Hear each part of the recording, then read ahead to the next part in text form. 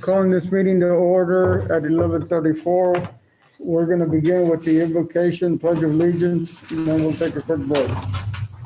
Ms. Janice Hernandez will lead us in invocation, followed by the Pledge of Allegiances. Thank you. Look upon us, O Lord, and grant us the grace of your Holy Spirit. Where there's weakness, give us strength. Where there's disagreement, give us tolerance. Where there's misunderstanding, give us patience.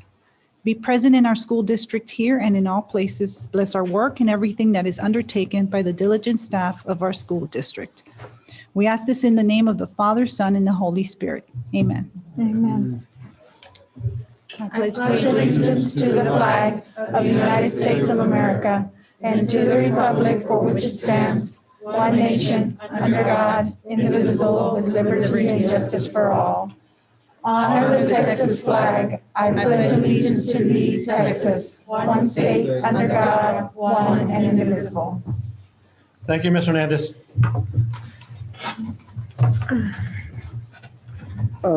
Before we break, I just want to ask that, or let our community know that on behalf of our board, prayers and thoughts are with the family of the mother and daughter we lost here on Fisher Road these past couple days. And if there's anything we can do, please let us know. Okay. Okay, there's no public comments. Nobody signed up. No, sir. So at this time, we're going to take a little break, step out, and then we'll step back in. Okay?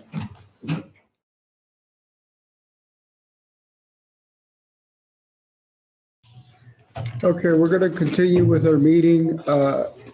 Before we do so, I just want to make a mention for our community that we did not close the meeting.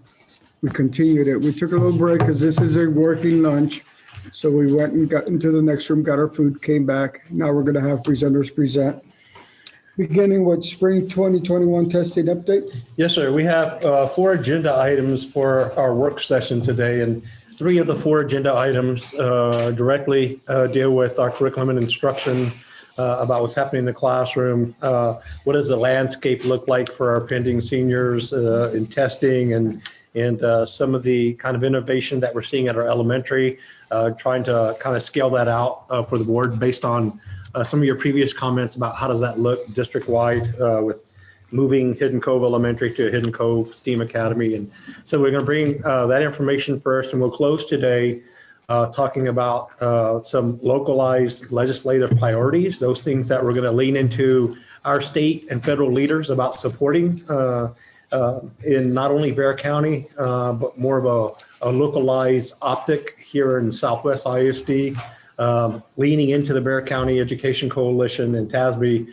legislative priorities, but also localizing some for ourselves. So to start this session, I just turn it over to our Assistant Superintendent for Curriculum and Instruction, Ms. Dalila Garcia. And our first agenda item, as you mentioned, Mr. President, is we're going to give the board kind of a update, a status of what the 2021 state assessment testing kind of window looks like. We've heard versions of different things happening in the state of Texas, and these things are fluid. They continue to evolve, but we think we're at a point now that we can give you some information and with confidence about what that looks like moving forward this spring. So Dalila, I'll turn it over to you. Thank you, Dr. Marshall. Good afternoon, good morning still. Mr. President, board members, and Dr. Marshall. So last year, right after COVID, we were still pending some decisions if the state assessments were going to be then administered, and then what that in terms interpreted for our accountability. So this year, we're also just very attentive to what our TA commissioner is about to announce and has been announcing. And so what I do have is Lisa Bolte, even just during the snow time, that 1 week, there was still some conversations happening with our commissioner and also to the community. So we wanted to make sure that we are informing our board. And this is information that we've also shared with the principals just to make sure that we are moving forward together and still preparing our students during this time. And what we are definitely emphasizing is closing the gap and keeping our students engaged. And so we do have Lisa Bolte here to share with us what that in turns means for even assessment in the springtime. Lisa. So good afternoon, Mr. President, board members. So spring testing in 2021 looks a little bit different, but it is still going to be happening. So there are a number of federal and state laws that do require us to give assessments to our students, both STAR and TELPAS. And TA has been giving us some flexibility with that. They've expanded the testing windows so that we have more time to be able to test, and we can bring in our remote students in smaller groups so that we can make sure we're keeping them safe and maintaining that social distancing. So those additional days, though, are only for online testing. Paper is only available the first week of the assessment window, and then any of the expanded window that we use, we do have to give the test online. So we will be utilizing that expanded window and testing the majority of our students online. And of course, those students that do need paper for some reason will have that ability to have a test administered on paper during that first week of each window. So in anticipation of this, we know that in a couple more years, the state is planning to do all online testing anyway. So we've been increasing the number of online testing that we're doing every single year. And in anticipating what was going to happen with COVID, we were making sure we gave every student an opportunity to experience online testing in some way. So we made sure that all of our common assessments that were created at the district level and all of our benchmark testing was in an online format so our students could have that opportunity to see what it was like to take an online test and how the tools work. We also have been participating with the TA interim testing. TA's offered that for 3 years, and we participated in every year of that program. This year, to help us determine COVID slide, TA also created a beginning of the year test, and we did participate in that for reading and math. And then for the last 3 years, our summer testing has been in an online format. And our December testing this year, we did all online for any retesters at the high school level. So they've had multiple different ways to experience some type of online testing in an online format.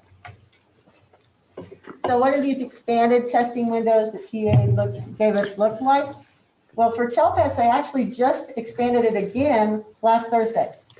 Okay, so our online testing for TELPAS, which is listening and speaking and reading, that window started on February 22nd and now is being extended all the way to May 28th. So we have that entire 14 weeks to make sure that we can social distance, bring those students in and administer that test. For our April testing, which is 4 and 7 writing and English 1 and English 2. 4 and 7 writing and English 1, the state has said we can give on Tuesdays because of the security around the essay. So starting on April 6th and then the following Tuesdays all the way through May 4th, we can give that test.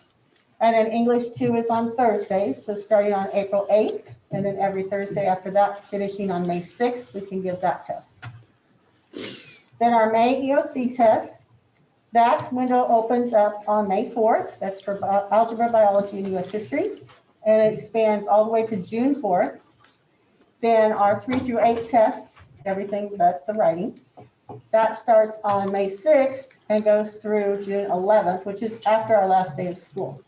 So our plan here at Southwest ISD is to be completely finished with our testing by May 28th, barring any unforeseen circumstances. That way we don't have any students that are trying to take a high stakes test on the last week of school. So what's our impact on our senior class? Well, our seniors, for the most part, are finished with EOC testing by the time they become a senior. Mm-hmm. So any of those students that were in an EOC course last year as a junior, if they pass that course, TA waived that graduation requirement for that course. So if they were in US history in the spring of 2020 and they received credit for the course, they don't have to take that US history EOC. Then any seniors that have not passed all 5 of their tests, they will be offered the opportunity to come in this spring. And any of those seniors that need to retest, if they have not passed 2 of the 5, they are working with an individual graduation committee. And that committee has them prepare and present a project on whatever subject that they have not passed the exam for. And the IGC committee determines if they've met graduation requirements. So any questions about spring of I have a couple questions. With the online testing, they can only do the online testing at home, is that correct? I mean, I'm sorry, in the school building. Correct. They cannot do it at home. Correct. So what if a parent does not want their child to come into the building? Do we just say okay, or? So we respect the right of the parents to determine what's best for their children. And TEA has said that we will give them an O code, which stands for other, not tested, Okay, and they will not count for or against the student. okay. So then we'll just catch up with that student sometime in the future as far as assessing their needs. Correct. And what about for the EOCs for the high school kids? So the same EOC for the high school, if they don't come in the spring to take their test, there's another opportunity in the summer. And then there'll be another opportunity. But if they're in supposed to, December. what if they're seeing, like, I know it's a very small population of students that are in their senior year trying to pass that. What if they're trying to graduate in May? Is that going to be an issue if they, Still a requirement. it's still a requirement? So there is some aspect where we will, right, that the parent is not going to have that choice. One area TA would not. Budge on. Waive on, they created flexibility, Mhm. but they left the graduation requirement Mhm. module in place. How many, like, The students? number of students is less than 10. Okay. We actually had that presentation. You can actually do one at a time if you wanted to. I mean, we have the capacity to do one student at a time, literally. Okay. All right. And I think in the presentation Lee has this morning for the board, you can actually see what those numbers look like. Okay. So you have a good idea. Okay. Thank you, Ms. Volpe. Thank you. Thank you, Lisa. It's really great, helping us navigate through the system that keeps changing. Was it on? It's on now.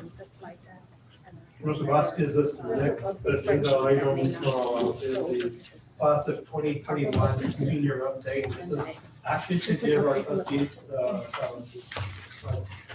specific numbers of our graduating class between Southwood High School and Southwood Legacy High School looks like right now.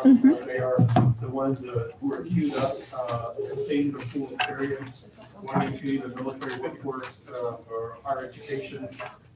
They're the ones to really be impacted the most. So we are definitely keeping an eye on this large group of almost 1,000 students, what it looks like. And so I know that the Lean CNI has done a really great job of creating about a 40,000 elevation picture. So we can share that information out with you all this morning, and with some other things that she's going to share as well. And so we're gonna go ahead and have, the lean, so even throughout the COVID situation, we still have some accountability aspects that we have to consider. And so we definitely want to make sure that we are offering the seniors the same opportunities that we even had even before COVID. So one of the biggest things is for sure, we want to make sure that they do graduate. In addition to that is what certifications or what other opportunities are we having them graduate with? So we do have an update on that of even the certifications, we went ahead and encountered some setbacks. But even with those setbacks, when it came to certifying the students and how that certification had to occur even in the springtime, we went ahead and looked at other programs and other avenues in order for us to still get back on track and have opportunities for students to graduate with certifications and everything that we were offering before. So with that came some innovation and so just considering other resources that are available. So we're really pleased to share with you some of this information.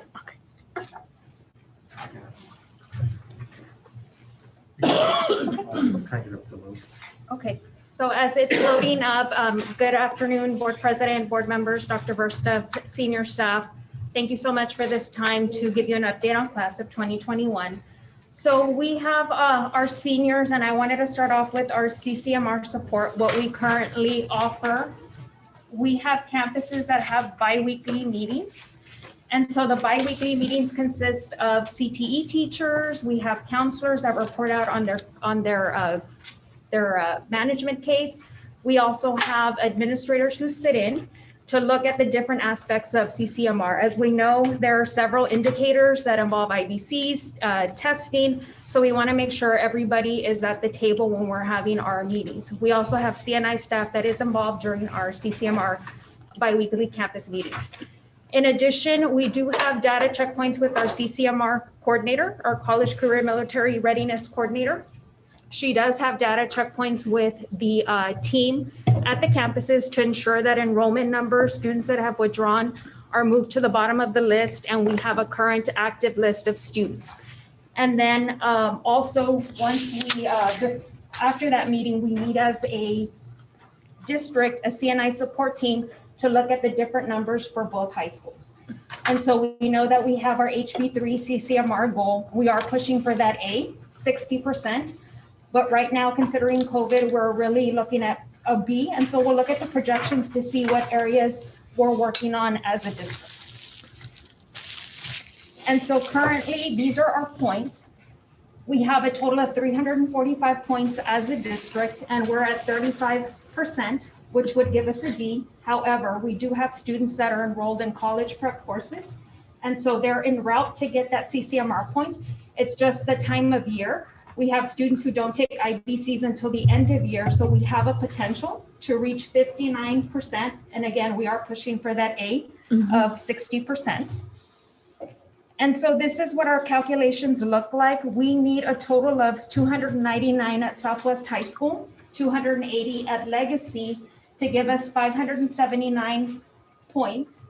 And so that would take us to the B of an 89, and it would give us a potential score of 59. And so we're really close to that 60% that would give us the A. But we want to make sure that we're also taking into consideration students who are remote. We do have that asynchronous time built in the high school where students do come in.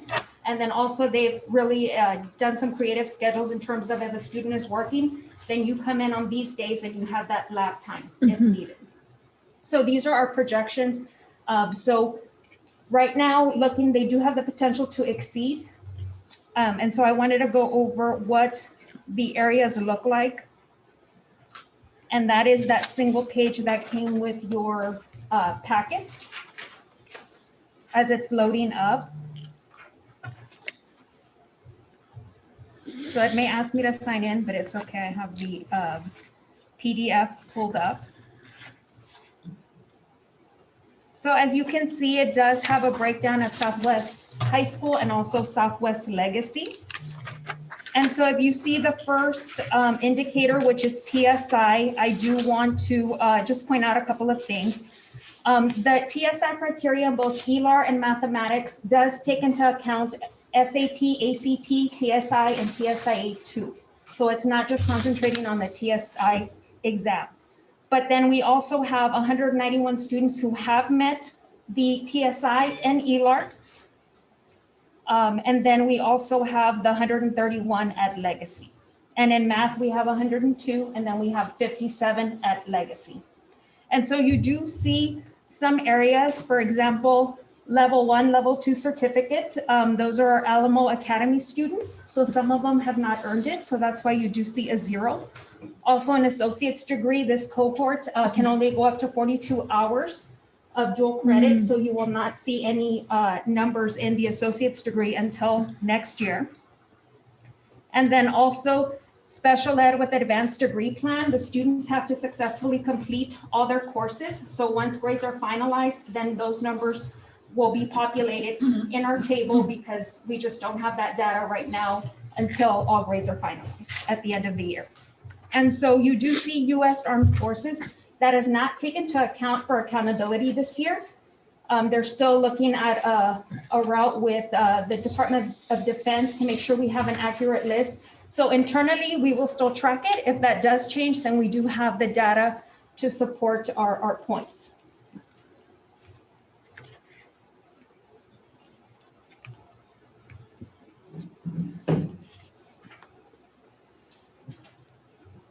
And so going back to our freshman year for our current seniors, we started with 1,105. Now we're at 980, just to give you a picture of where we were at 4 years ago.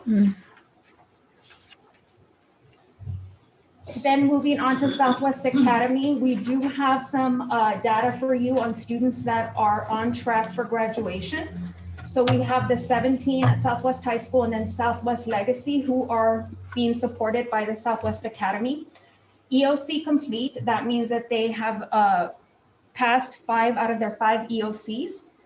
And then number eligible for IGC is if they have completed 3 out of the 5 assessments. So they're right now completing their projects.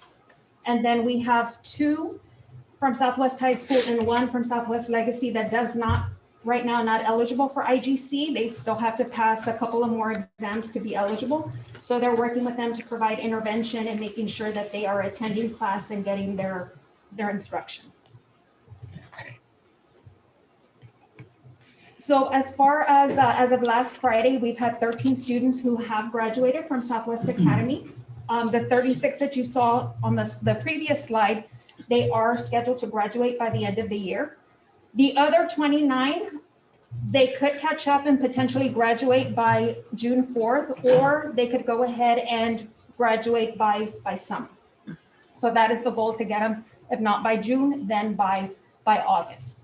And then we've had some students who have returned, not from 2019 or 2020 cohort, but there are from 2018, 2019 that have come back. And so they've either met graduation requirements or are in progress of meeting graduation requirements. And then we did have a 30-year-old that came back to Southwest ISD. And so they've met all graduation requirements. They were a tax student, and so they've met the EOC requirements.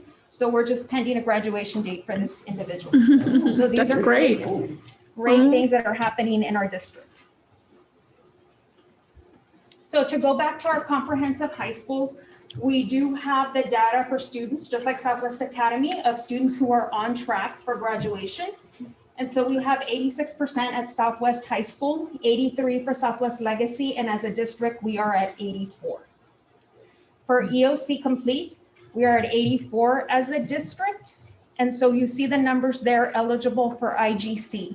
And so the different support systems at the high school, it varies. They have become very creative in making sure our students do get the support that they need. So they're either scheduled in a class during the day that provides that intervention. They have push-in support for our EL students who may need that extra small group. We also have classes where they're really focusing on the essays, because once they get to English 3 and 4, it's not the type of essays, it's more college writing essays.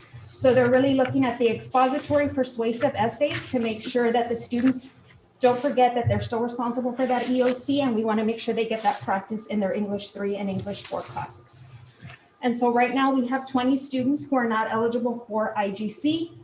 But the high school teachers are really working hard during PLC to make sure they're looking at student work, looking at the data. How can we move them to get them into a place where they are ready to, they're working really hard to get them ready for STAR, for EOC. So we have 20 at this time that are not eligible, that have not met the requirement of 3 out of the 5 EOC courses. But they are working really hard to make sure our students are supported. And so we also wanted to bring you an update on scholarships. And so right now the numbers, we ended up with 12.9 as a district last year. Right now we're at 3.687. And so those numbers will increase because we have certain scholarships such as San Antonio Education Partnership, and then also our foundation scholarship that right now recipients have not been notified. So that number will increase.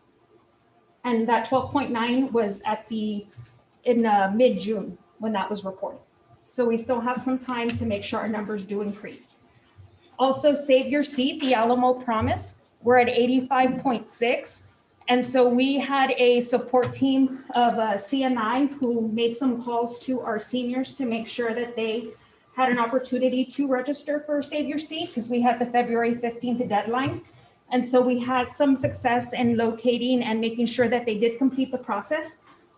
Thank you to Alamo Colleges. They did extend the deadline. They heard of the COVID and just the circumstances with the week-long weather. And so it's extended to March 26th. So we have another plan to make sure that we are reaching as close to 100% as possible. It's okay if students say that they want to go to the military, that they're going to a 4-year university, things change. So we want to make sure that they have a backup plan in case they do end up changing their plan A. And then the FAFSA, TASFA information is there. And so this always tends to be low. And so campuses really work with the families to make them understand, we're not taking your confidential information. This is just to make sure your students have the money they need for college. So campuses are working, making phone calls, parents are coming by, they're working with them. So a big thanks to the partnership and the campuses for making sure that those numbers are increasing. And just to give you some data on where those scholarship monies are coming from, right now we have the Navy ROTC from A&M.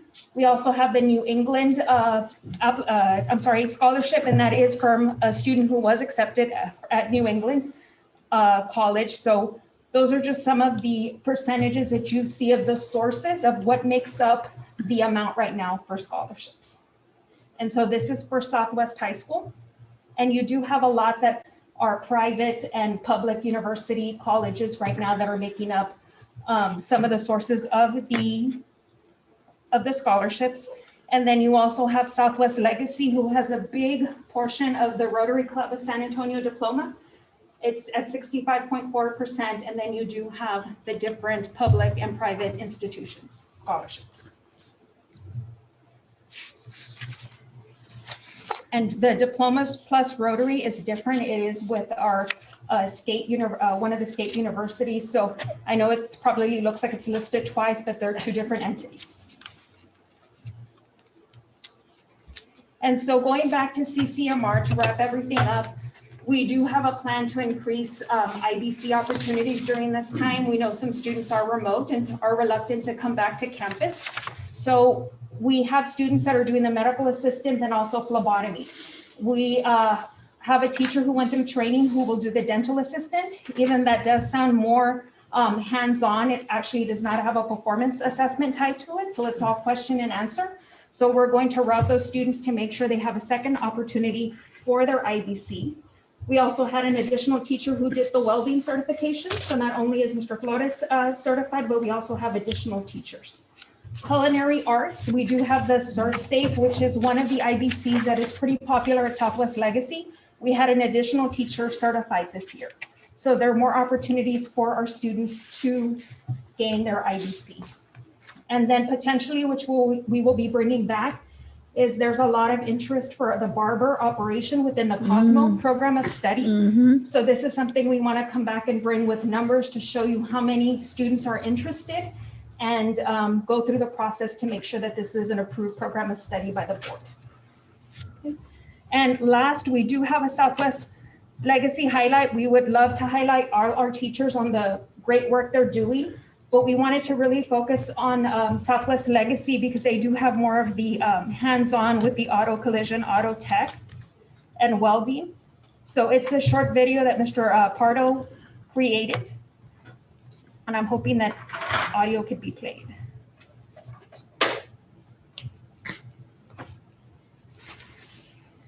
Good morning, everyone. My name is Miguel Padro. I am the Southwest Legacy Automotive Instructor. I've been in Southwest ISD for 10 years. This is going to be my 11th year teaching automotive. I took over from Mr. Godina's program when he retired. And I moved from Southwest to Legacy whenever we open the school. I want to talk a little bit about the program. What do we do? What certification that we get? But prior to that, I really want to showcase a little bit about where the kids come over to learn. This program is a 4-year program. The students are with me for 4 years. They start at 9th grade on the Principles of Transportation class. Then they move to the basic class in 10th grade. And then they do Automotive 1, 11, and Automotive 2 at 12th grade. In their 10th grade, they'll do the OSHA certification. It's a 10-hour certification that is really good for the industry. Most of the people that work in the industry, certified industry, will require to have the OSHA certification. They also have a pro card. We have equipment here that is required to be, you have to certify on it in order to work on it. Also do it here. And when they're seniors or juniors, they'll do the ASC student certification. The certification is done, I monitor the certification, but I don't certify. This is a national institution that does this certification. They're the one that certifies all mechanics in the automotive industry. So this is really coveted in automotive industry. When the kids walk out here and they have 2, 3, 4, 5 of these certifications, they look at them highly because the people that work in the industry know that the certification is really hard to work on. So they will do this one at 11th and 12th grade. We are really partnered a lot with the collision site because there's a lot of the things are common, similar. Some of the kids try to go for 3 years here and they want to go to a collision, but most of the time they stay in automotive. We try to do the best for the kids, especially in these circumstances. And I'm glad that because the way my classes, they go try to engage.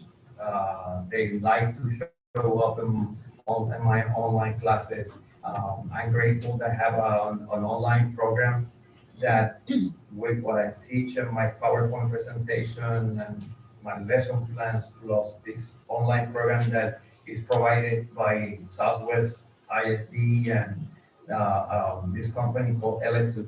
They can also do training, virtual training on automotive, and that help out a lot on the learning experience while they're at home. If it wasn't because of that, we would be a little bit more in trouble, but they're doing great. Matter of fact, today I brought in 8 students that were online to do a certification. It's a suspension and steering certification for the ASC that I showed before. The ASC is like 6 certifications. So in normal circumstances, they will do 4 or 5 certifications, and we're gonna try to get at least 3. So what I do, I divide the class in small groups, no more than 6 or 8 kids. So they show up to school only just to get the certification, and they go back and keep on doing their normal online classes. So that's how we engaging to get the kids certified in the industry certification that we provide. Hopefully with this video, I help you a little bit I have a little more better understanding of what are we doing automotive and also on what are we doing now on the circumstances that we are today. So thank you so much for your time, and hopefully one day I'll see you guys coming over and paying us a visit. Thank you so much. That's awesome. Mm-hmm. Like that. That really is. You know, And- people like Mr. Bordeaux had a turn on a dime. Yeah. They didn't happen, but kids are still getting credentials. Mm-hmm. They still have a virtual pathway, it's different, but we're fortunate to have people just like him, a lot of people like him, by making it work for our students and help them. So we're fortunate to hire well, I guess, in that way. And so just to wrap it up, these are the 39 industry-based certifications that we do offer in the district to make sure our students do have the opportunity to earn one if they're on the CTE route before graduation. Yes, sir. Okay, I've got a couple for you. When you're talking about the percentage being at 59, and you're hoping to get us to 60%, is that based, are we still using numbers from 2 years ago? They haven't changed that any, right? The 59 is a projection of how many seniors are going to compete with one of those places. Yes. And that's what the state requires for A, B, C, whatever. Yes, sir. Yes. But they haven't changed those in the last 2 years, I Yeah, guess? they haven't changed the threshold of the numbers, but things like the TSI is different, right? So a new TSI test came in, that's a whole nother level of rigor that we're seeing everywhere in Texas. So It's a challenge for students. So the numbers may not have changed, but some of the platforms and instruments used, their level of rigor continue to refine or change over time. Okay. Yes, and to answer your question, sir, the indicators, 2 have changed. We used to get a half a point for the CTE coherent sequence. That no longer is valid. And then we also, for the military, that's also something new this year that we will not get a point for. So we're fighting, they've made it a little more difficult for us, Mm-hmm. It is. but- regardless of the conditions that we're under. Yes, Okay. What's difficult is losing the half point. that's Yeah, the, for core sequence. we would get a half point in that. Went out last year? Yes, correct, Last year, I think yes. last year. And I may come back for you for something, a memo type. I'm working with the legislator on this, that's why. Okay, and then just out of curiosity for freshmen to seniors, the numbers are great. I mean, we've lost, for lack of better wording, about 115 students. Do we know where they're at? Are some of them still with us, maybe a year behind? Or do we know where they moved to? Or are we tracking them pretty?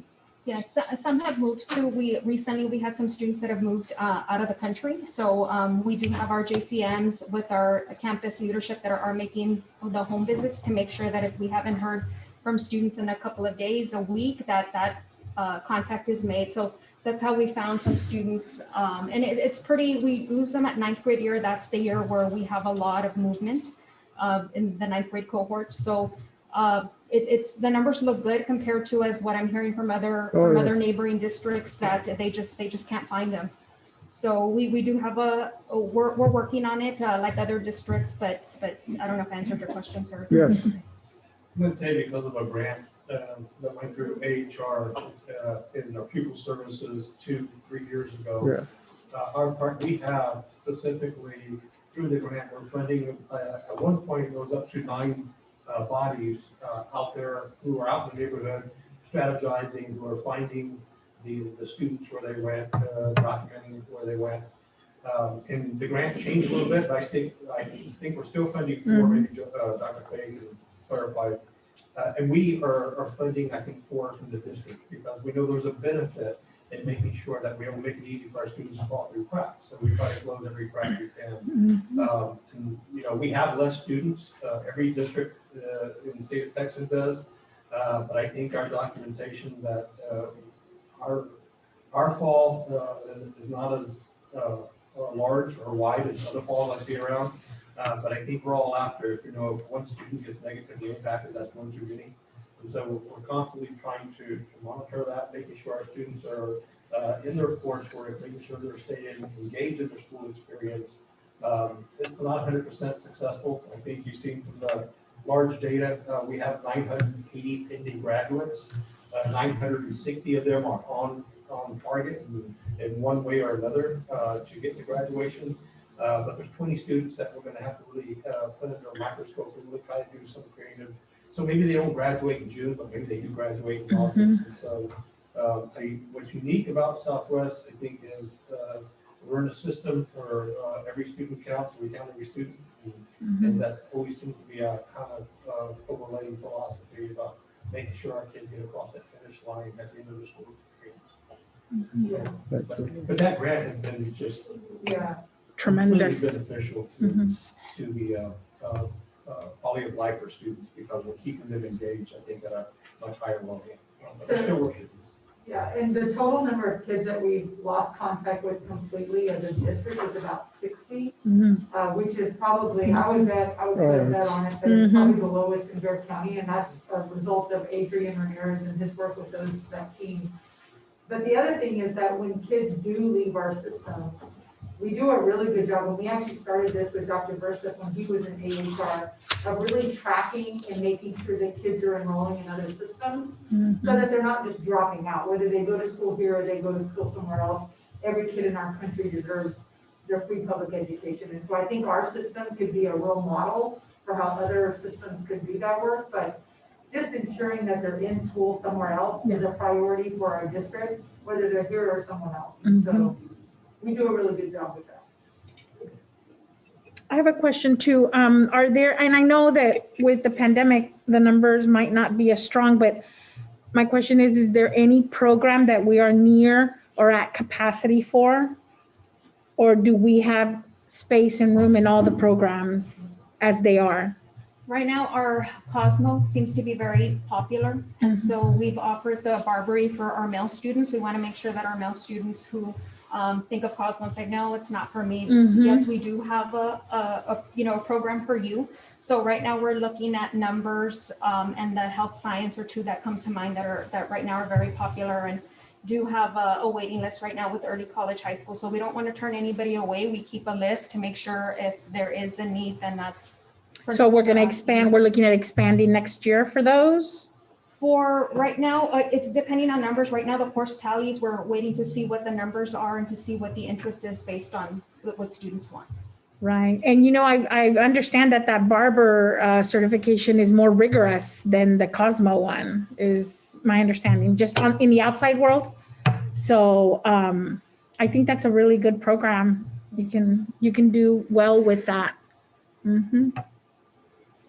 Okay, thank you. Thank you. Thank you very much.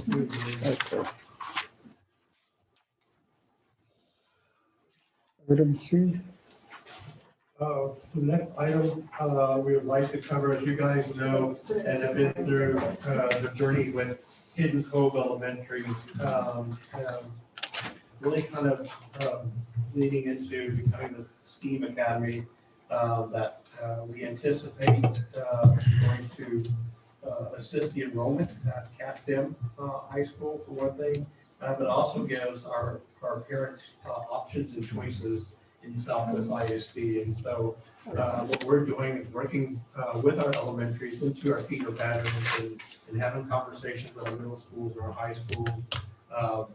What does our vertical alignment look like, and how do we really set an expectation that every one of our elementaries works with a thematic theme or philosophy and ideology that is designed to develop through outreach from their school communities.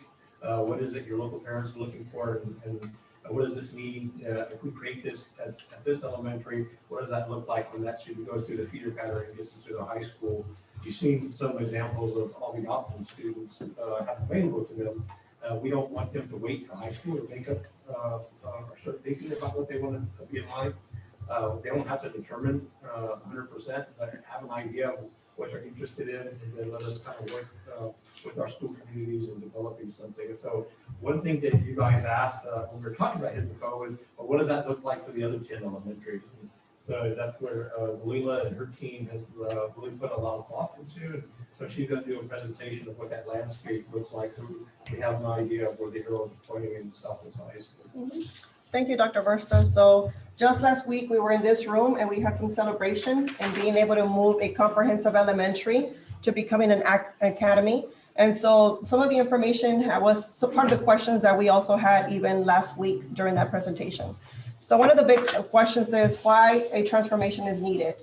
A couple of years ago, we went ahead and had some principals with the direction of Dr. Fay, who visited different school districts in order for us to be able to have an idea of what these other academies or these other transformations that were occurring around the school districts. At the same time, even with the work that we've done with Holsworth, we've been able to partner up and listen to these great innovation ideas that are occurring in other school districts. So it's exciting that we were here just last week again, and as a board, we were able to move forward with having one academy now, which is at Hidden Cove STEAM Academy. So the reason for it, in conversation also with Dr. Alex Flores, who has been being part of this partnership in a great way. And he has also very specifically just says, focus on these things. The one thing that he is inviting other school districts to be a part of this great work is to increase enrollment. We do have some competition going around, and the competition is just neighboring our boundaries, which as we drive around, we can see some of that occurring. So that would be one key reason why he says, when you're looking at increasing enrollment, then look at the campuses that are decreasing enrollment, and that's where you want to be strategic. So we're going to talk about a little bit of that, like being strategic of where we're placing and these opportunities around the school district. And then the other end has been just that school of choice. We've been hearing the school of choice, where then we become creative, the leadership becomes creative, or campus leaders become creative as far as what is a choice that the communities are going to be really excited about. And this is why they would continue to bring, or if not, then we would be able to increase enrollment. We're opening up the boundaries from other, just opening up our district boundaries, and at the same time, being able to bring our students back, which is our biggest, our win-win here. And then the third thing would be is even just having an academic innovative experience. So what would that strategic plan be? And this is just in conversation. Again, we're bringing this information to you, our board, in order for you to just, guide us and help us through this process, as we were just here again last week accepting one of those campuses, transforming into from a comprehensive to an academy. So the one thing is, we've been hearing, and strategically, even here with senior staff, we talked about, what about the 4 quadrants? So in the 4 quadrants, that would be, something that it would be strategic for us to consider where our resources are going to be pulled into. And then the second thing is, we have become really robust.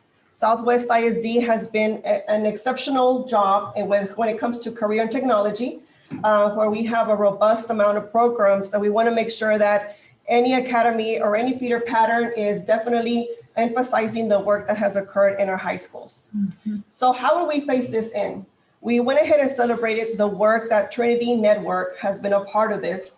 And they have been very specific with even bringing in cohorts of principals, and they have a maximum capacity of principals that not only do they apply, after they apply, they have to be accepted. But after they become accepted, they go through a very intentional process on how they are able to transform their campus and then have the celebration that we just had here last week. Mm-hmm. But with that, I was showing Dr. Verstov is in-house, we do not have the speakers. We do not have, that is not set up yet, but we have found an avenue that doesn't cost the district at this point money to take the principals through that experience. And part of this is also having principals travel and see other campuses that are doing this transformation in their districts, so they get to feel it, they get to see it, and they get to partner up with principals that have that same desire, and at the same time principals that are already doing the work. So, for a recommendation to the board is, how do we go through this transformation? The high recommendation would be having the principals channeling them through having them apply. And just the fact that they're applying, that just tells us all that they're really interested in being able to put in the work. Because if you're going to be transforming a campus, if you look at all those different components, every single component takes a lot of work. And so it would be a win-win knowing that the principal has that passion, that energy to be able to go. And at the same time, they know the campus culture, and they also know what the community is asking for. So things for us to consider. So then what phase 2 would be is, right now, we've already spoken to some principals, and we're being strategic again in the 4 quadrants. And we have asked for them to apply. Again, if they apply and they get accepted, they go through that phase 2, which is the planning year. During that planning year, it would be with Trinity, where they take them through this leadership training, and they do the planning and the preparation for this great work. Then phase 3 would be where the campus is implementing what the Trinity work has already put them through, and then they begin the coaching also with Trinity. So they're not left alone, but the campuses get to get a coach, which would be in this case, Dr. Alex Flores, or if not, then another person that they have in their staff. And then phase 4 would be like where we're at right now, which we brought him, we presented it to you. It's already shown that it's a prototype that is being successful. And then now the district established a budget, which I know Dr. Verstov has shared, a startup cost. Mm-hmm. And so if we want innovation, we're going to look at all our resources as well. So here are the Trinity School design components. And the reason I'm sharing it with you is because I just shared with you earlier that for every single one of these marks, there is a lot of work that comes behind it. And not only does the work come behind it, but they have very specific people that are taking the principals through this training, and they have models, and they're showing them how it is, you are able to accomplish this. It might look like a mountain of work, but it is accomplished, something that they can accomplish. So the program has that already with speakers, training, and just giving them access to these resources. So how do we scale this out? Dr. Flores shared with us that he does have a 5-year cohort. And so in this cohort, we had him go through the program in 2019, 2020. Now we have Bob Hope going through that same work. And then we have the to be determined. Mm-hmm. So in the to be determined, Dr. Flores mentioned how we want to look at the 4 quadrants. Mm-hmm. So let's say we can check that off. We can have campuses with 4 quadrants. And then he said, you might want to even consider a middle school. Mm-hmm. A middle school in the area that has decreased enrollment and where you have some of that competition coming in. Mm-hmm. And so this way you are being strategic with the resources. So he was sharing some of these practices that other school districts have embarked themselves in, that they're being strategic as far as where they're placing this resource for the community and for the district. So one key question, I know Dr. Byram asked, so what is a comprehensive high school or a comprehensive school? A comprehensive school practically is where there is no requirement, and what you do, you open the doors and you allow every single kiddo to come in, and at the same time, there is no selection. There is no cap. You allow them in. And at the same time, this is for elementary, comprehensive elementaries, and then we have comprehensive high schools. Magnet. A magnet is a standalone. The students then apply voluntarily, they apply, but it is in a specialized curriculum.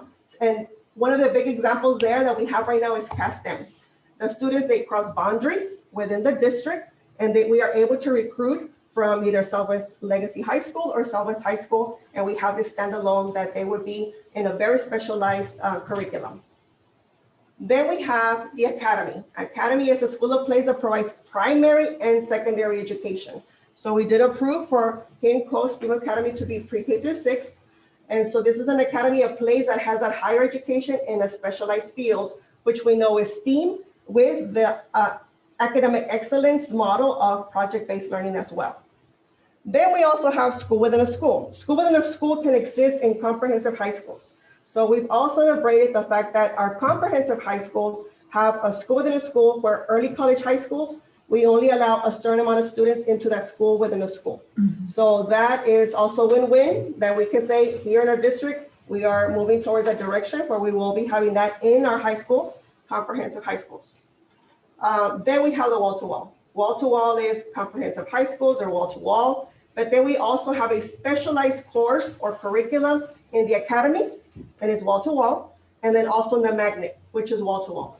So I know we've asked, so is this only gonna be for the 6th grade kids? Then that would not be wall-to-wall. That would be just very selective, by cohort or just by grade level. But in this case, these are the structures or schools that, we wanted to just bring some information, and as we are sharing information about the structures and even the potential of what we can do here in our district. So it's comprehensive, magnet, academy, school within a school, or wall-to-wall. So we've been doing some research and we've been looking at some academic excellence models. So one thing that Dr. Flores mentioned is, do not put it aside the fact that schools that are comprehensive schools, they can still adopt these academic excellence models. The only thing behind it is that we have to then have a budget projected. So for example, we do have dual language. There was a budget projected just for that. It is dual language one way, which is a best practice. And so we are using some of the funds to the bilingual, where it's not just a bilingual program, but we are doing a dual language program. So that is considered an academic excellence model. So as we go through each and every one of them, we can celebrate some of them. We have STEM. We also have a problem project-based learning. And then we have some other examples. Towards the bottom, you'll see early college high school, which is also considered an academic excellence model, and then PTEC. So just to show you that there is some variety out there, and the principals that we have been having conversations with, of course, we want them all to be able to be a part of this. And with this comes some research and some knowledge that if they're going to go down this road with an academic excellence model, then we would want for them to start projecting in their budgets for professional development. For every single academic excellence model, 100% of the time, they will need for them to go through some costs when it comes to involving their staff and doing some professional development from the get-go. So this is our current state. We currently have comprehensive schools with an academic excellence model, like I shared with you, the dual language one way, and now we have an academy, which is Hidden Coast STEAM Academy pre-K through 6. We currently have our middle schools with a comprehensive schools, but we are maximizing the pathways and we are maximizing their electives. At the high schools, although they are comprehensive high schools, we have a school within a school, and we also have a STEM magnet, and PTEC was something that we had also applied for. And then the potential of us one day, even looking at international baccalaureate, which is an academic excellence model as well. So our aspiration would be is for us to continue to transition some comprehensive schools, elementary comprehensive schools, for them to embark into some of these academic excellence models. Possibly, really just around the corner, what we could do is transform an elementary into a two-way, where we get non-LEP students, non-ELL students with ELL students, where they would be in the same classroom learning both languages, there is such thing called world languages. That's when you then throw in, and offer a third language. And right now what's popular is Chinese Mandarin. And so that's what world languages would be, is adding even additional languages to our programs. We also have a Bob Hope, who is looking into maximizing personalized learning. They're already going through some very specific professional development to prepare their campus with this academic excellence model. And then we have our middle schools. We are right now sending out some surveys to bring some information to you that we might have a middle school that has the right community and the community need for us to even offer in the middle schools a dual language two-way. And this will be something that we will be bringing back to you, but right now we're doing a survey to prepare that work and share with the board. Then we have our high schools, where if we have an elementary with two-way or even with dual language, and then we have a middle school, we can also celebrate the fact that in the high schools, we can have also a dual language program. And we also have now our early college high school. We're in preparation for that with a school within a school. We currently have our CAST STEM, which is a magnet, and then the two programs that I shared with you. So the big considerations now is budget, and this is where, it's cross-divisional, where then we would be looking at, what our budget within the district, what are we willing to move forward with? So right now it's having that startup cost about $100,000 in order for them to do a PD cost and then do some feel. So some of these academies, for the most part, when you walk into the academies, you want it for it to look and feel, and then the outcome has to be different than a comprehensive model. So then how do we sustain that with a human capital? Right now, most of what we're doing is what, Brandon likes to hear this, which is cost neutral, in order for us to just, celebrate that. And then also look for how can we sustain this even with the resources that they currently have. And then with this budget is how do we continue to scale it out? So some considerations that Dr. Flores suggested is really go back and do, even before you start jumping into this, is look at your building capacity. And so if you already have a campus that it's already pretty much like only 20 students are going to be allowed to walk in there, then is that a good investment of your resource? So this is why you want to look at strategically within the district, where are we losing the students, and then be strategic of where we lay these opportunities for our district. The other thing would be then staffing, the current staff. Our big thing would be just to fill the seats, bilingual seats, and then growth if possible, comparability with our budget. We want to make sure that we are definitely comparable with our budget there. And then enrollment, it would be an open enrollment. Capacity would be at a first come, first serve based on the maximization of the building.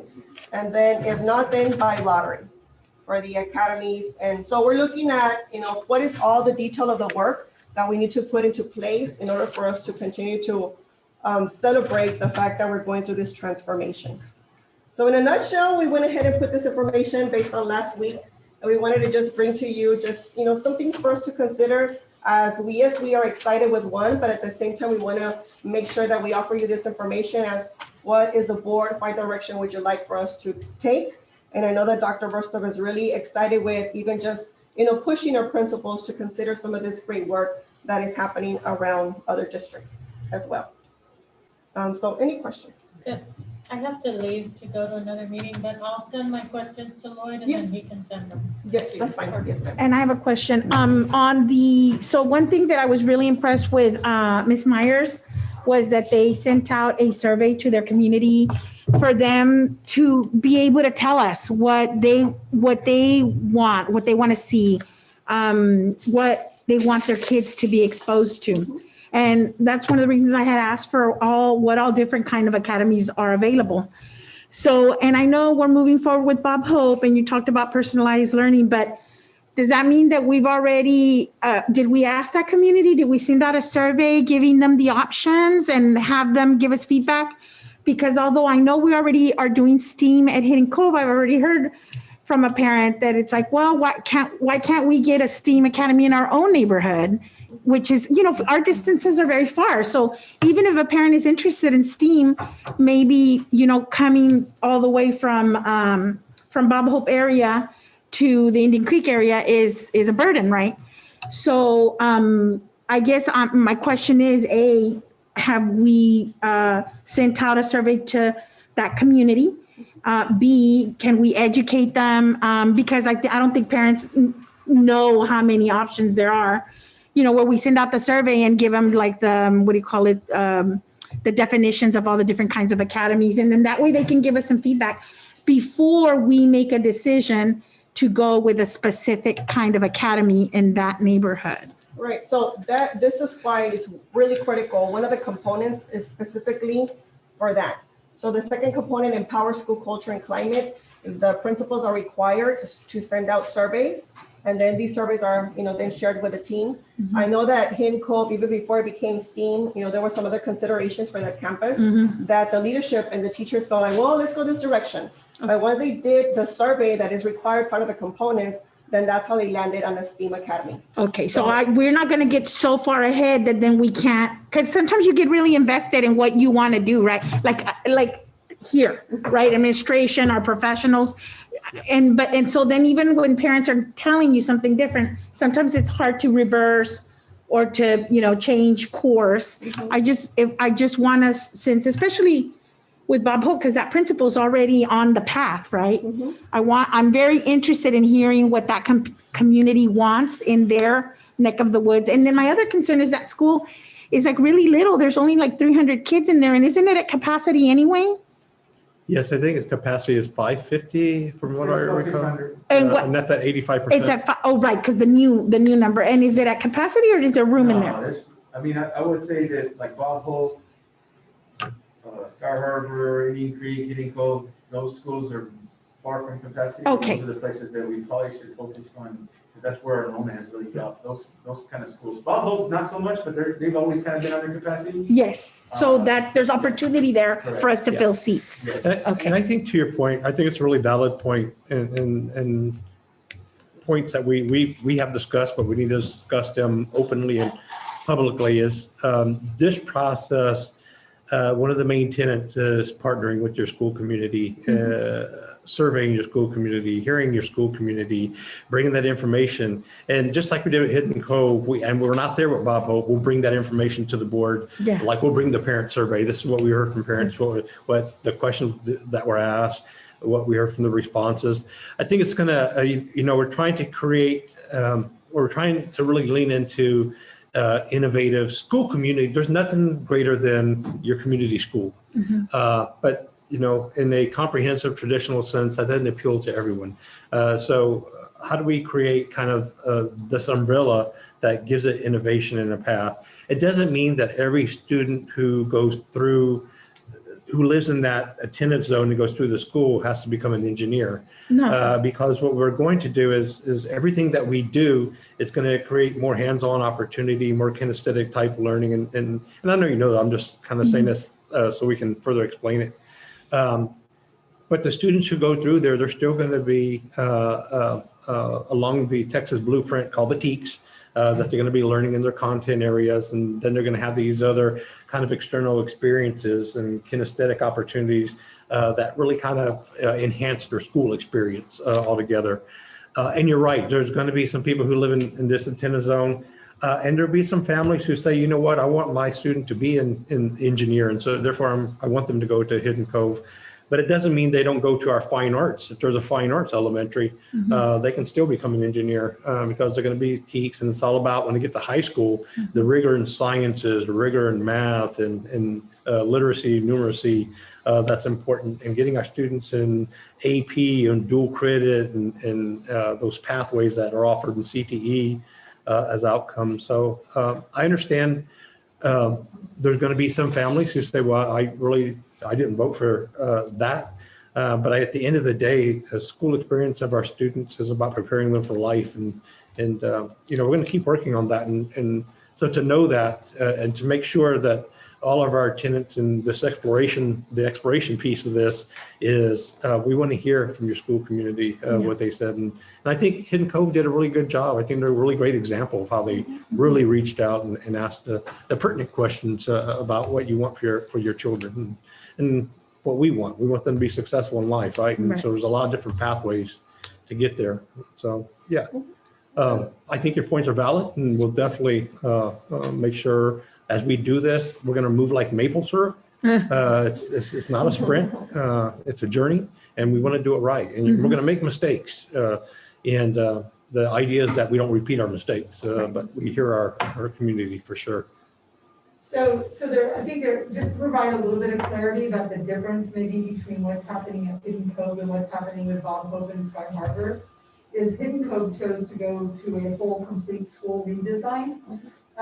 Bob Hope and Sky Harbor right now are working on trying to create change within their individual classrooms. So they're looking at personalized learning as a redesign for individuals within inside the classroom. So they're not looking to change the name of their campus. They're not looking to move to a thematic-based campus, not yet anyway, not that I've heard.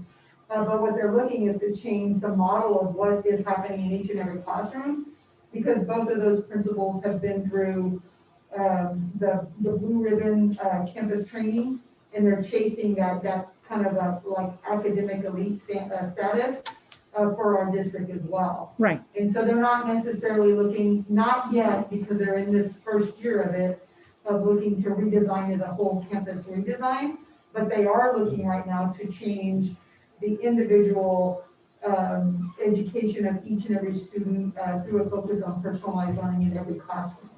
So that's a little bit different, and I don't think we're held to, in our redesign process, I don't think that we're held with Trinity to changing our whole system or a whole campus, but redesigning the delivery of instruction to students and how we do that. Tracy had a choice, right? And she chose to do the redesign, and it's gonna work for her because she's really invested there. And I think that there will be similar outcomes with respect to Bob Hope and Sky Harbor, which is Sylvia, but based on what they feel that they need. Should we look at a whole school redesign? Probably, and I think Dalila is spot on, is in every quadrant of our community, maybe.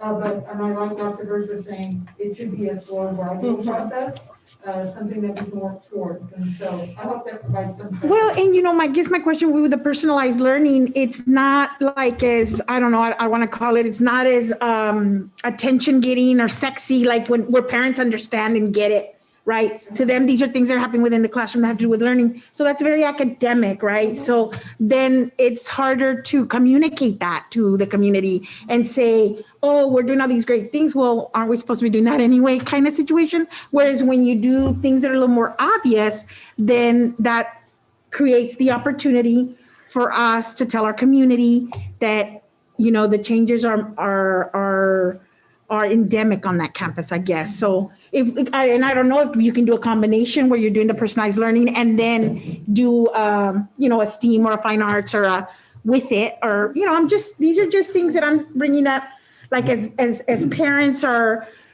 trying to make decisions about choices. And there's a really, the evolution of this, I'm sorry, Keith. No. The evolution is that we get information, we bring it to the board, you ask pertinent and thought-provoking questions, we go back and have those, and we come back, and that's I think that's that really unique relationship between governance and management and exactly the school community that we can, through the process, we land on what's best for that campus serving our families. I'm sorry, go ahead. Well, I would be amazed if the whole entire community all agreed that this is the theme we want our kids to go to. No. I'm certain that there's a kind of variation within that community as there is with all communities, and you never be able to completely satisfy. But the other thing is I doubt that there's a whole lot of kids who, when they're in the first, second, third, or fourth grade, have any idea what it is they want to do when they grow on. I think that the value of the redesign is the value of the redesign. The fact that we're all working here trying to figure out a better way to do this. Right. And when they have it redesigned, probably will not be as valuable. You always have to have this goal of making it better. Yeah. Whatever whatever the theme is on it. And I think there's some value in having no theme. In other words, how do we, like you do in a liberal arts university, the fact is we're trying to get them to be good at it as much as we can so that when they do graduate, that they are going to be able to compete in that particular area. Because I'm not anything else close to who wanted to do when I When you was were in first young. grade. Huh? When you were in first grade. Yeah, I had no idea. I didn't think about it. I wasn't worried about it. If you'd have Don't told worry me, about where lunch was coming yeah, yeah, and can I play baseball, you know? Well, when does baseball start? I didn't care about that other stuff. Right. And I'm sure that there's a lot, I think that most kids are that way. How would they know? Right. How would we would have to be careful if we said, okay, we're gonna have a different theme in each different neighborhood that we've got over there. We just don't know. Mhm. But what you do want to do is exactly what you said, which is, how did you say that? Prepare for the future. Prepare the kids for the future, even though we don't have any idea what it is. Well, and I think that's where sending out surveys and involving the community and parents understand. If you tell them the majority of parents made this choice, then the community understands that, right? So like you said, you're not going to make everybody happy, but if we know that, 60% wanted this, then the other, it's like, oh, okay, well, that gave us some feedback, right? Because we don't know. We don't know, but our community should, I believe, be a part of the conversation and the decision making. Yeah. Well, we live in a community that really has a lot of stability in it. Even though we have a lot of people moving in, there's a lot of stability. There are people here whose grandparents were raised in this community. So that provides us some stability. Many of the people who live here have worked in the crafts, have worked in some area where they're providing services for people. And so, but yet if we look at what our kids are doing everything. And many of them working in high professional positions that we never would have thought they would have worked years ago. I just think we're doing the right thing, but we've got to be careful not to think that our goal really is to give kids specialized education. Because I just don't think that we know yet what they're going to do. So just to kind of piggyback on what Dr. Fay was sharing is, and this is why we shared that when you don't change the structure, but one thing that Dr. Flores did mention about Hope is they've opted to do an academic excellence model, which is that personalized learning, maximizing personalized learning. And so we do have also Ms. Acuña, who is taking her campus through that professional development. And so we do have some academic excellence models. So campuses that are going through turnaround as well, campuses that have had difficulty moving their program forward, they sometimes opt to do project-based learning where it's more, more into the research and more of that practice with a curriculum. But what Dr. Versa was saying is like every single kiddo is going to be shared the Texas Essential Knowledge and Skills, the TEKS. And so that is definitely our foundation. Then after that, you can add an academic excellence model on top of that. And then, like I shared with you earlier, is then what do we want to do with the structure? So what the structure says that when you walk in, there is a look and the feel is going to be different. Here, for example, in the personalized maximized learning, it's going to be individually, the students are going to be, that's where we're going to see the feel of that difference. So we do commend the work, that Bob Hope also has embarked themselves in, and also for Ms. Acuña. But this is pretty much, we wanted to just kind of share some information of where we are at, and Great we are stuff. excited to move forward. Very good stuff. Very exciting. Thank you. Very good work. We get a Very legislative exciting. priority update? Sure. Legislative priority update? Yes, sir. We do have, Nathan? you have in front of you the Bexar County Education Coalition, our collective partnership with our local ISDs. You can see them on the second page, all the ISDs who are part of that coalition.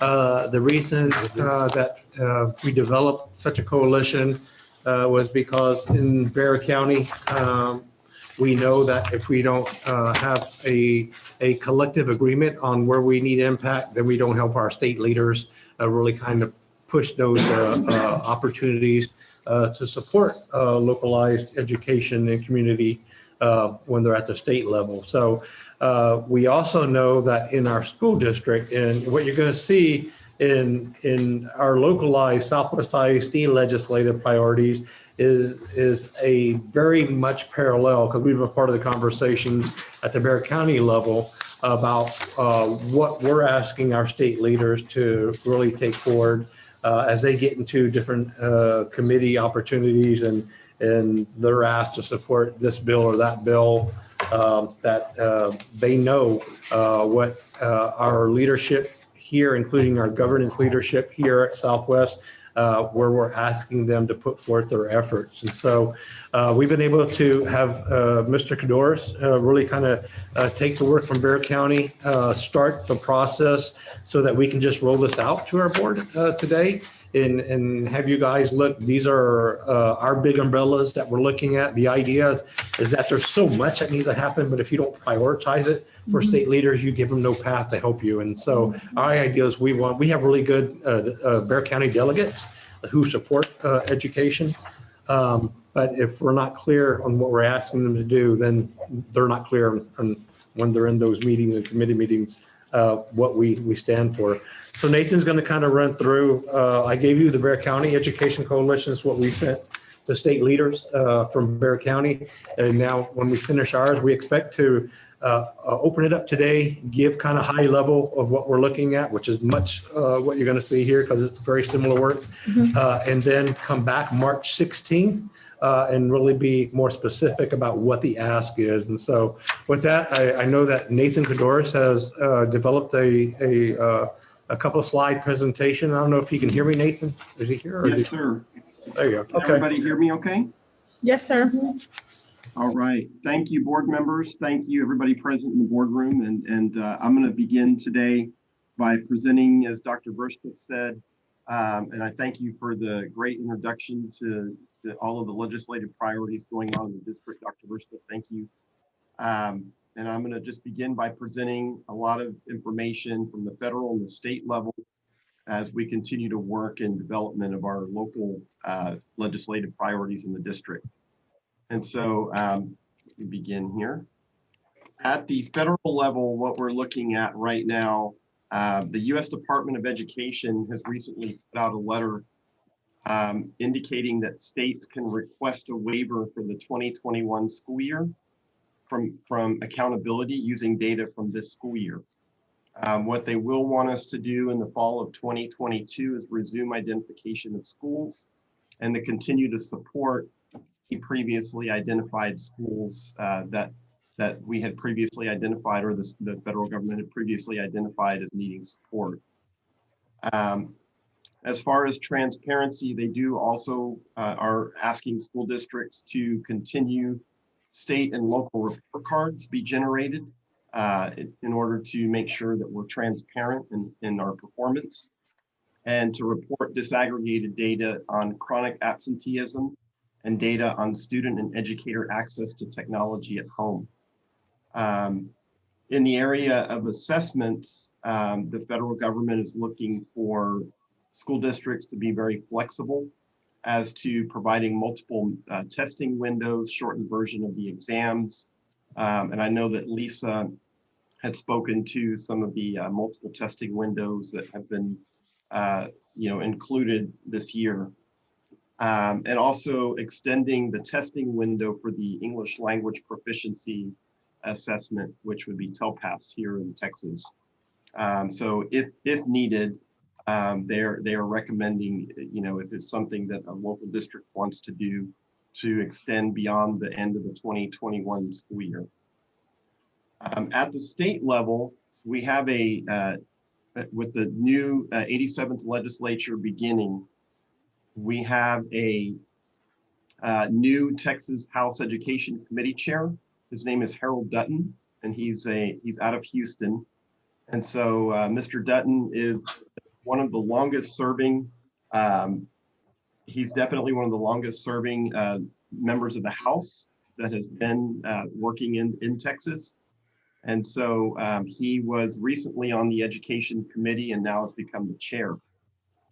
So in an interview that he did with the Texas Tribune, he indicated that he wants a lot of dropout prevention to help struggling students, locating students that are not attending school due to the pandemic. He wants districts to look at the state to look at evaluation of the standardized testing as a whole and not relying on standardized testing while the pandemic is ongoing. Interestingly, he's also is promoting charter schools as an alternative to offer, as many options for Texas school children. So that is something that he is in support of. And he's also indicated that as far as any monies that the state receives federal COVID-19 stimulus money, that he wants that money to be used for districts that are the hardest hit by the pandemic and included in the winter storm as well.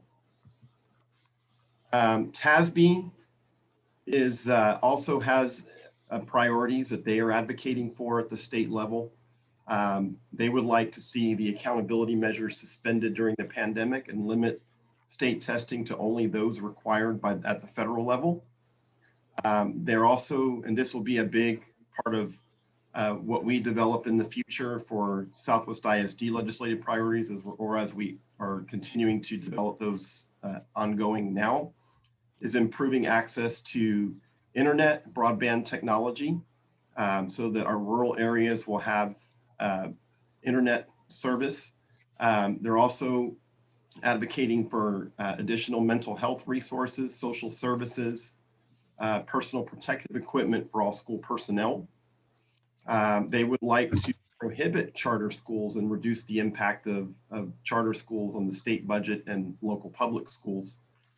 And they would like for existing charter schools to be more in line with independent school districts as far as governance and having a school board that would be elected and accountable to those that they serve in their communities.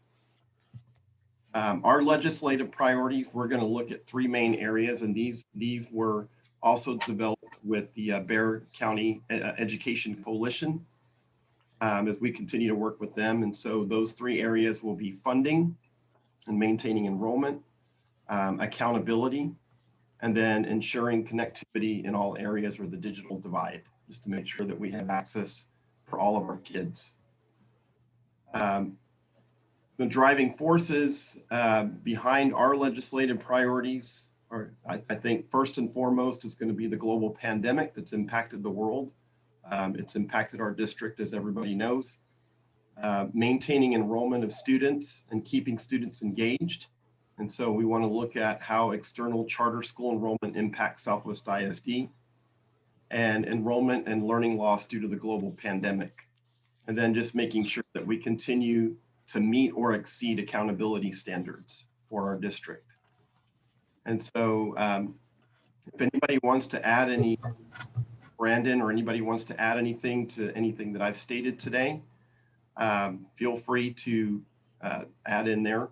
And just so our board members know, we will continue to work with Bexar County Education Coalition as our legislative session continues, and we'll continue to provide future updates to the board as information comes and plans are developed around that legislation. And at this point, if there's any questions or anything that anybody would like to add. Can you go back to slide 6, Nathan? Sure. Yes, right there. So these are the three really big umbrellas that really correlate to the BCEC.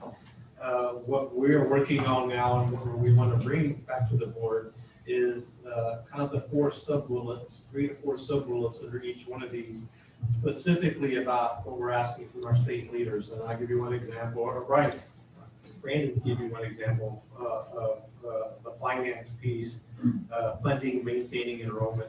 I don't know if you want to talk about that. Well, I will give you some examples. So one of the priorities we should definitely have is that the 86th legislative session, they passed a very progressive, great bill, House Bill 3, that provided the much needed funding that we needed. And so our first priority is to make sure that that's held intact, and that they don't dismantle any of that funding, and that they provide the funding that they promised that they were going to fund us. Probably the second thing is this spring and probably the start of next school year, we were very fortunate last spring and the beginning of the school year to get a hold harness for our enrollment, our ADA, because obviously our funding is based off of student and our population. So having something in place for this spring and going into next year, if we're still in the pandemic, because there's no telling when we're gonna really be out of it, is having the state legislators provide us that safety net until we get back on our feet. And this is for all school districts. And then really the third thing is we're going to get, right now, I know the state of Texas is looking to get $5.5 billion from the federal act that's being put in place, the stimulus package. And that's supposed to be going towards education and monitoring that and watching what the state does with those funds, because in the spring, they talked, the first CARES Act stimulus package, they got 1.9 billion, and they took those funds and they flowed them into the state budget and diverted those funds to the districts, but they took away foundation payment from us. So in essence, they didn't give us any extra funding. They supplemented their funding to make sure that they could still fund us, which that's how they save their own budget, which impacts us. But as this money comes in, we're going to need a lot of money to play catch up, I think, with students and offer more programs and offer more summer and different types of things that are going to be needed to help students get back on track. And so in essence, we didn't get a lot of extra funding. We did get reimbursed for like technology purchases and some of the PPE items, but as far as like remediation and doing extra things, we really didn't get anything out of it except that we got the funds that we were going to get previously. So moving forward, that's going to be key. Those on these stimulus packages, how much the state's really going to get, and what the state's going to do with that. And so being in the legislators here talking about we really need those funds for remediation, intervention, instead of them taking it and just supplementing the budget. And then really the one key piece that we're dealing with right now in most school districts when we're talking about staffing is, are they going to allow us next year to do virtual learning still? Right. Is asynchronous and synchronous instruction going to go away? And because there's talks, there's one camp that wants everybody back to school. And there's one camp that says that we need to offer both because our students are now been in this for a year, and a lot of students are flourishing in the environment. So are we going to be able to get funding to offer virtual learning starting next year? And maybe forever now that we have this way it's been set up. So those are kind of really the keys. And I know you saw there, the last one is to really make sure that they don't expand charter schools. They don't say, well, districts, y'all need to be face-to-face, but charter schools, y'all get to be virtual. So we may have a mass exodus of students to leave our system because they're looking for that virtual environment. So really those are really 5 big things that we're all wondering and waiting to find out and make sure, because it's hard to move forward with our budgets and talk about a lot of things without knowing these items. So it's kind of like we're back to, if you remember the 86 legislative session, waiting on what they're going to do is exactly where we are right now in flux. Are we planning for virtual learning at a wide scale, creating our own academies? Are we going to get stimulus money to do more interventions? So it's a lot to take in right now, but those are kind of what I'd say our priorities. Brandon, has there been any conversation with them regarding the fact that I haven't heard people talking about children getting a vaccine, right? Correct. So I know even though it seems like we're gearing up to go all in this summer because the vaccine is going to roll out widely, but I'm not hearing anything about when are we going to vaccinate children? Is it safe to vaccinate them yet? I don't even know that the studies have happened. Yeah. And is the state thinking like, well, okay, if the children aren't vaccinated, wouldn't we want to keep the hybrid model for a little bit while longer? Are they thinking in that realm? Dr. D probably answers better, but I think the state of Texas is their approach is to more, I think, would be face-to-face and having kids back faster. The national model used to be different, but the CDC and now, regardless of the vaccination of children or where we're at. I think that you're seeing now the talk is, as I watch the world, but the national news is that let's get kids back to school, even though we don't have a vaccine for students. And so I think our state's been a lot faster. I know some states haven't more aggressive school yet, but we're in it. So I don't know if you. I don't think they're anticipating a pediatric vaccine until we get into the fall semester. A lot of the experts are indicating 2022, maybe the earliest. Of course, that's all subject to change. It depends who you ask, but I think they're going to really lean into the research that says that transmission between youth to youth is extremely minimal and doesn't really happen at a high level. Therefore, the risks are very low. in that kind of transmission of COVID, that it really happens between kind of the adults and the child, in and out, making contact, bringing it from home, giving it to the teacher. So I do believe there's going to be a big push for more Get the kids face-to-face. You're already seeing at the national level. I think Texas is ahead of the curve as far as that's concerned. Our system's open to all families who wanted to make that choice to be face-to-face. We had to close that spigot at one point in time. We're opening it back up now that our COVID numbers, and I sent you guys some information this morning. The landscape means that, we're in a system that we can continue to mitigate some of these things. But yeah, I think there's a lot of unknowns in kind of the children vaccine, when that's going to roll out officially, and are we going to wait for that to roll out, or because there's research that says there's not a large transmission, that it's safe for kids to come to school, as long as we continue to follow social distancing protocols, frequent hand washing, all the kind of safe processes. So is our position, or can we have a position that says, but that we're very much want to keep the hybrid into the fall, so that we can accommodate the families that are not wanting to come back? And I think that's going to be our position. Our position is our families need to have options. They need to have choice. Okay. We shouldn't be forcing choice upon our families, and we don't know what they're dealing with at home, or what those issues are that our children go home to, and may be unsafe to take the viruses home if there's multiple generations living under one rooftop. So the idea is that where we've always talked about the importance of our parents having options and choices, and we're not moving from that. Okay. But then it's our job to serve them in whatever venue they choose, right? Right. So that's where we want to put our efforts. And as of now, we could do that till the end of this school year. Right. That's nothing to say the governor over the summer says all kids will be back in the classroom, period. Okay. Vaccine or no vaccine available. Because as of right now, there is no true testing model that has tested kids yet. Right. So that's where we're hoping that we can continue to do this for at least for another year. So we're going to advocate for that. Even the Bexar County, they're advocating the same thing, that we keep the hybrid model through next year. Well, I don't know if that's going to be a specific one. It could be localized for us. That can be, I don't know. I think this, when you talk to the Bexar County leadership, everyone's got their ideas, right? Yeah. So it was like, what can we negotiate and all land on the same page? And so that may not be when we all land on the same page, but if it's a local desire that we want in our legislative priorities, then we want to be able to include that. And that's part of the reason we're not bringing you a completed thing. We want to open it up. These are our big umbrellas. If you have anything you want us to consider, shoot me an email. I'll get it to the right people. We have a conversation. Everything Brandon talked about is going to be like 3 articulated bullet points that says, this specifically where we want you to support us in.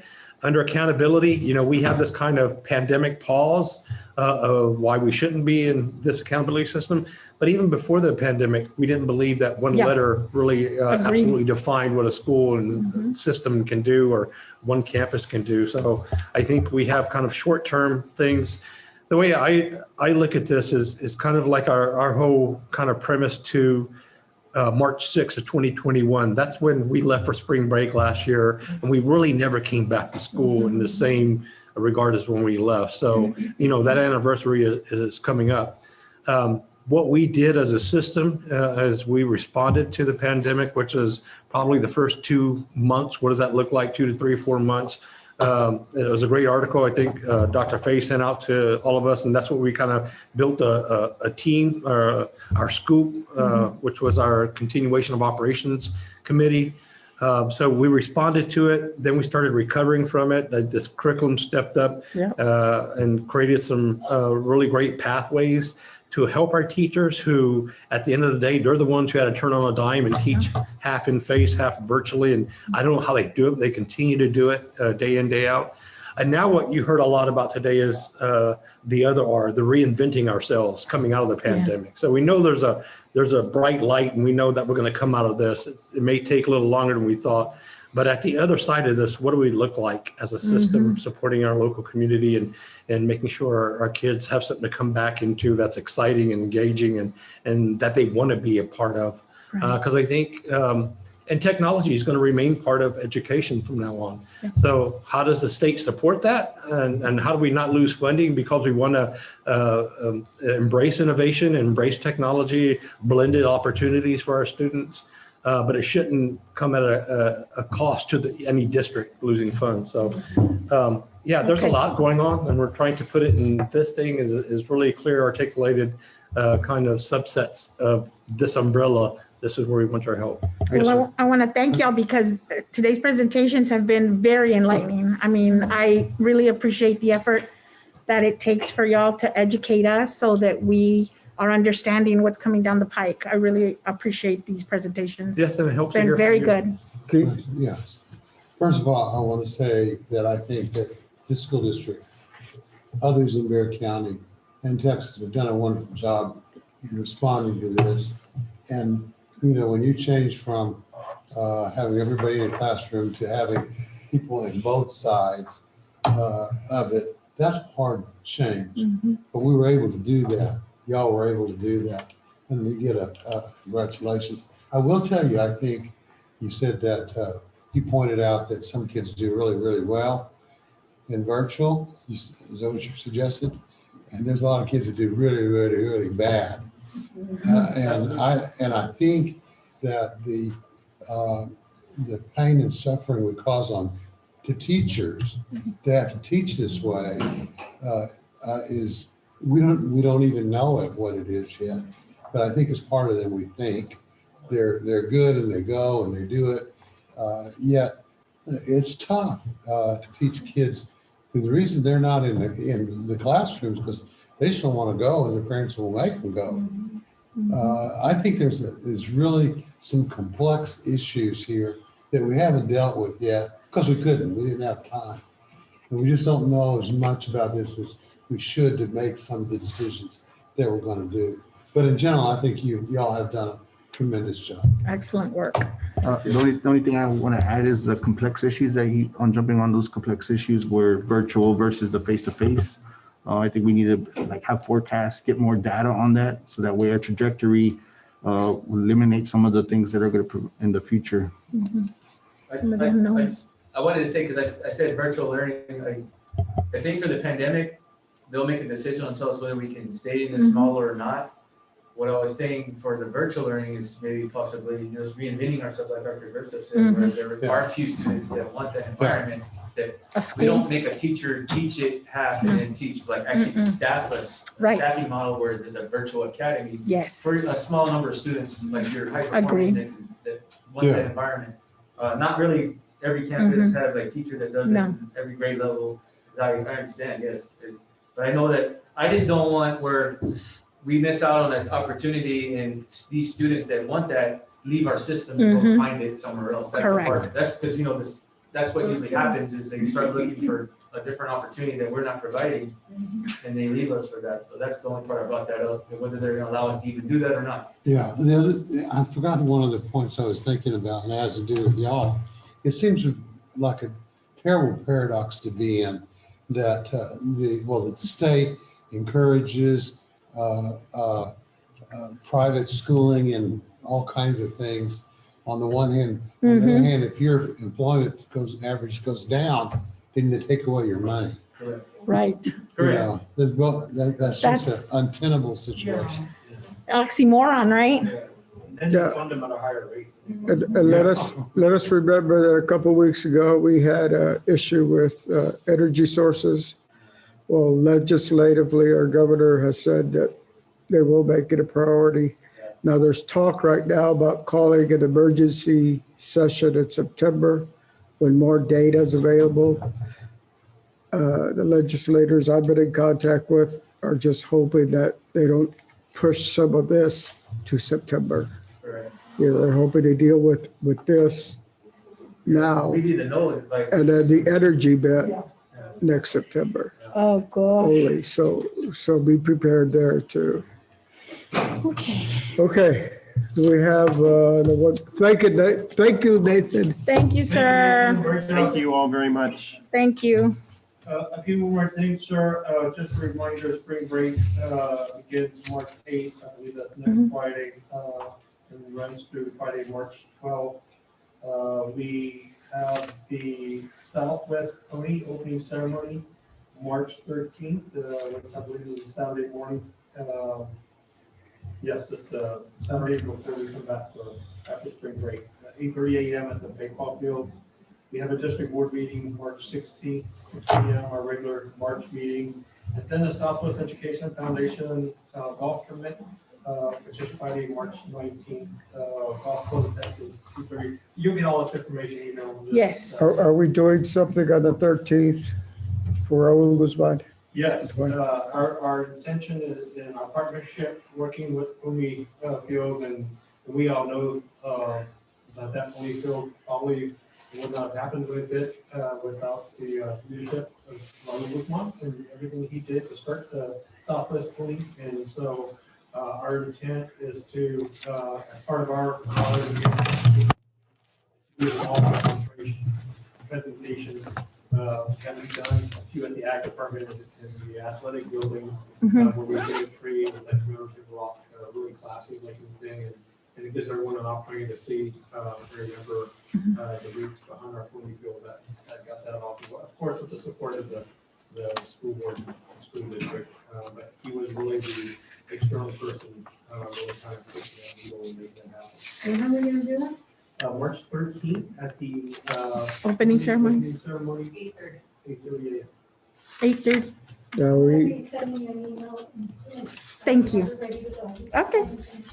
and we did have a request for an overnight stay having to do with powerlifting that came in after the last meeting, Yes, sir. but needed to be taken care of before today.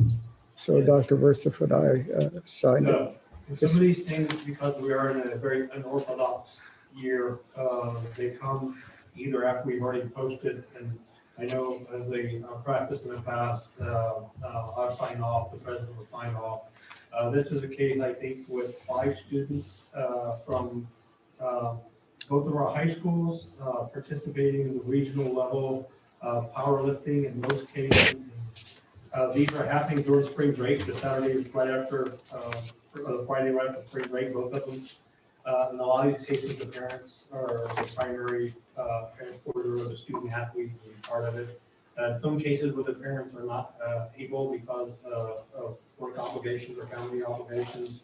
And if it's an overnight, we have to create it. We don't want to stand in the way of all of the opportunity for our students. So if it's a small group, we get them their own room that they are able to stay in with the chaperone in a different room. To make sure that we're addressing the COVID protocols as well as providing students. Normally what we try to do is leave early and make it the same day trip. In some cases like this, there's a specific weigh-in for regional that happens the night before. It'll be hard to ask our kids to go to McAllen and come back, go to McAllen. So we're coming up with other ways. We talked about CTE. They also have some overnight opportunities coming up. So we're applying all the safe protocols that we can without telling the students an absolute no. Thank you. Okay. Sounds Anyone good. else have any new business? If not, this meeting is here closed at 1:26.